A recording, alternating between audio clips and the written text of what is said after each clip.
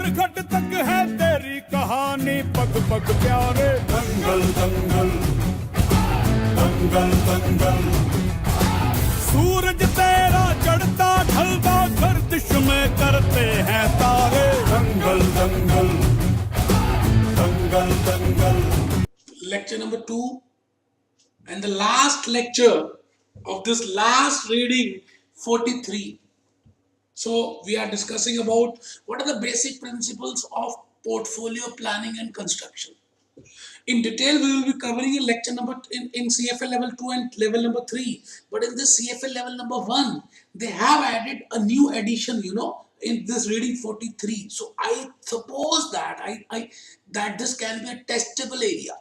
So we have already covered lecture number 1, that what is the meaning of IPS, why it is prepared, what are the reasons of preparing IPS, what are the components of IPS, what is the difference between willingness of risk, of taking risk, and ability to take risk, and what are the responsibilities of an investment manager. So now we are moving forward. So we will be discussing the 3 learning outcomes of in today's lecture number 2, a very short lecture, very small handwritten slides. I will request you, please open your registers. Please, you have to write down these 2 or 3 points or 2 or 3 slides which I have prepared for you. I have already done the hard work for you, so that we can save the time, so that I can spend more time for explanation and the logics and the concepts and the examples. So today will be the lecture number 2, the last lecture of this reading 43, that is basics of, 12 basic principles of, what are the basics of portfolio planning and construction. So reading this, we will be discussing with learning outcome E, F and G. Now let me tell you what I covered in learning outcome E, F and G. When I say learning outcome E, when I say learning outcome E, I mean what are the different constraints of an investor. Because that investment manager should take care of that. What are the constraints of that investor? That what are the limitations of investor? That whether he requires liquidity after regular period of time. Because in case he requires liquidity, then he cannot invest. Investment manager, portfolio manager is not supposed to invest in long-term securities. So liquidity can be a constraint, tax can be a constraint, legal constraint can be there, because a director or officer cannot purchase its securities of its own company or of related companies or of subsidiary companies. So these are the regulations, these are the limitations, these are the constraints which are to be taken into account by this investment manager in regard to investor. So we will be discussing that in learning outcome E. And then in learning outcome F, very simple, we will be discussing with what are the different asset classes.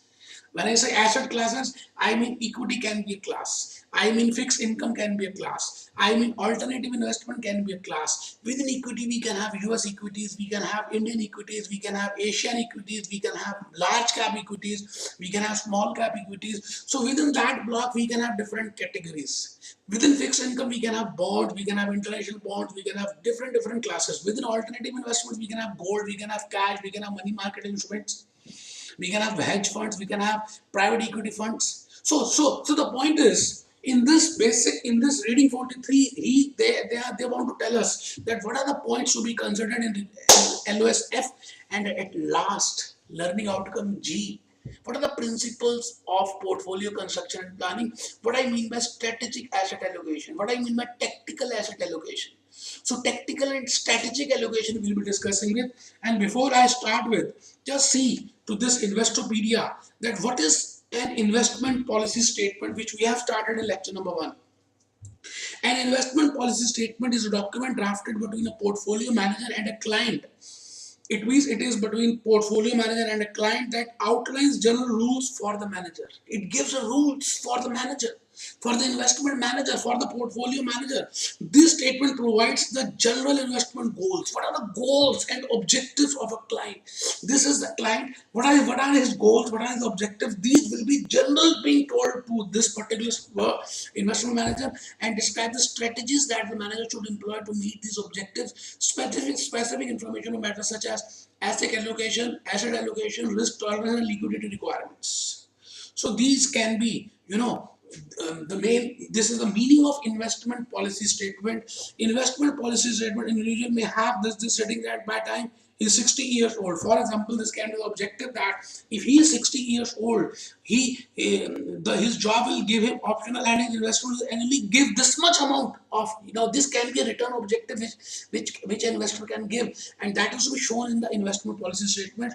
And there are so many complete risk with this. In virtual cash, we can have absolute risk, we can have relative risk, different items we can have. How to create clients investment policy statement. Let's see to it that how to create a client's investment policy statement. What an investment policy statement does. Individual clients, how 401k plans. 401k plans as per USA Pension Endowment Foundations.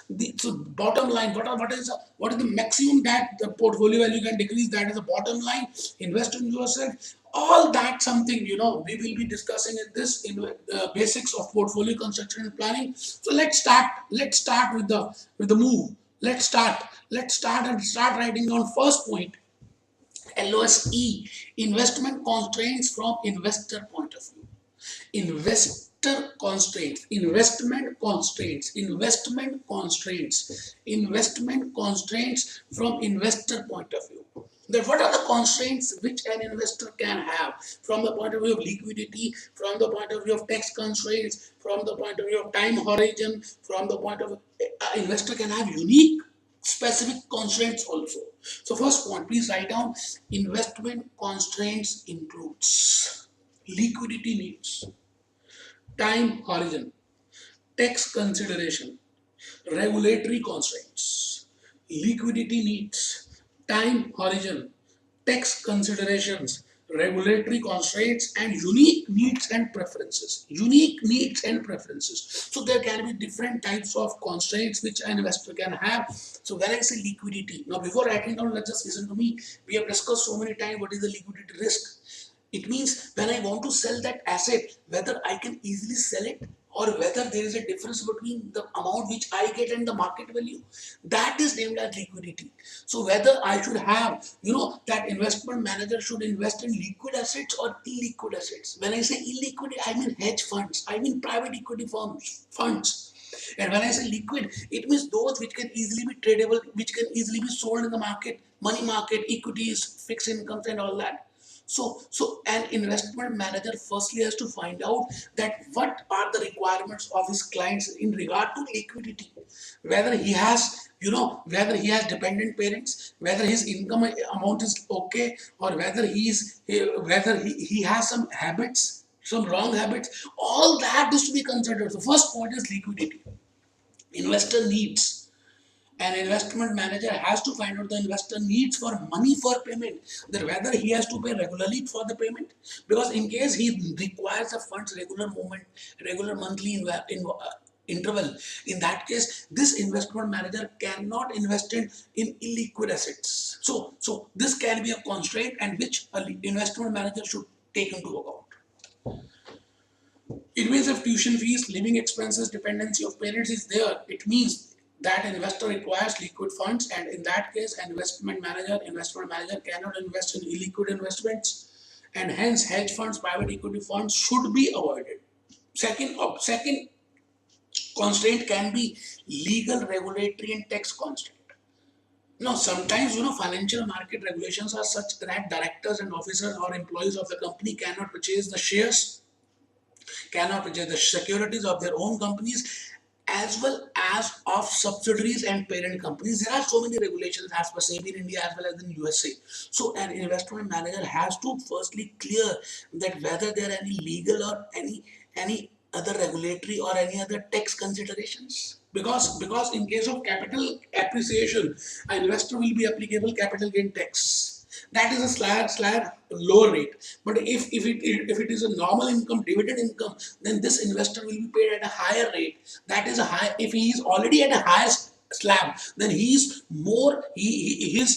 to pay the more amount of tax. So these types of tax considerations in investment manager should take care of before investing or before constructing the portfolio. So legal and regulatory, financial market regulations. Just write down. Please write down. I know that you are writing down. Please write down. This is my request to you. Financial market regulations, legal and regulatory constraints may be applicable to some of the investors.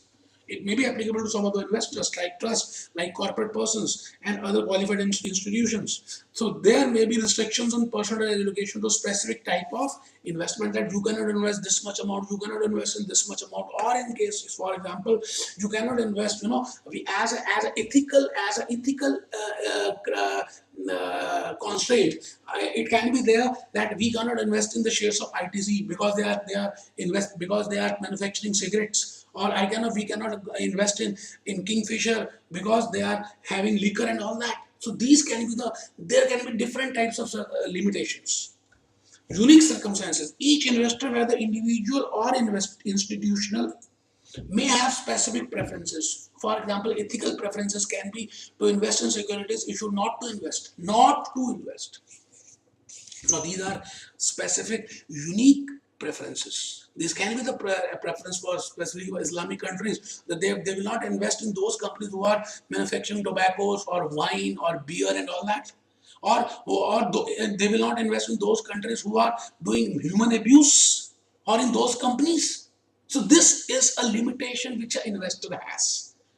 So next learning outcome, very easy, that an investment manager should know or should specify what are the different asset classes. So I have written there, the asset class is a group of securities. It is a group of securities. It is a group of securities with similar risk and performance features. With similar risk and performance feature. Asset class is a group of securities. Asset class is a group of securities with a similar risk and performance features. And asset examples are, for example, I can have asset class of equity, I can have asset class of fixed income, I can have asset class of real estate. Within equity, I can have large cap, mid cap, US equities, fixed income, we can have international bonds. There are different types of asset classes which, on the basis of which investment manager should invest.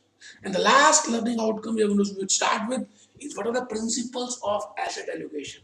What I mean by tactical asset allocation. What I mean by strategic asset allocation. When I say tactical, it means I'm not following strategic. I'm not going for long term. I'm going for short term benefits. Supposedly, because in this period there is a certain downfall, so I want to take the benefit of that period. That is named as tactical. And when I say strategic, it means it is a long term. It is a well thought. It is well defined with the objectives and return and risk. So just note down, there can be two types of principles. There can be two types of principles of portfolio construction. And after this, we will be doing lecture 3 or 4, that practical problems. I will be discussing each and every practical problem CFA level number 1 as per the CFA curriculum. Now there can be two types. One is tactical and second is strategic asset allocation. Tactical asset allocation and strategic asset allocation. Now when I mean by tactical, it refers to the allocation that deviates from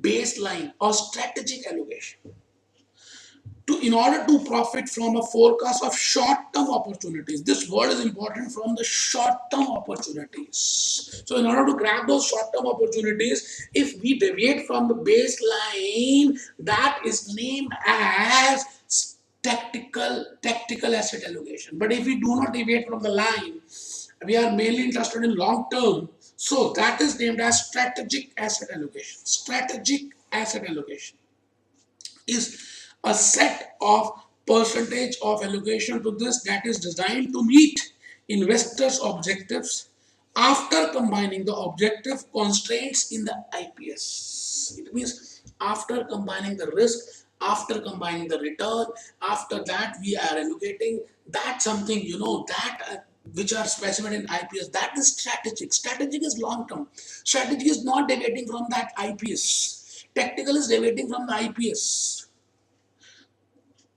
So there are two types of principles. So like this, we have covered, this learning outcome, as well as reading number 43. What are the basic principles in portfolio planning and construction? In detail, we'll be doing in CFA level 2 and 3.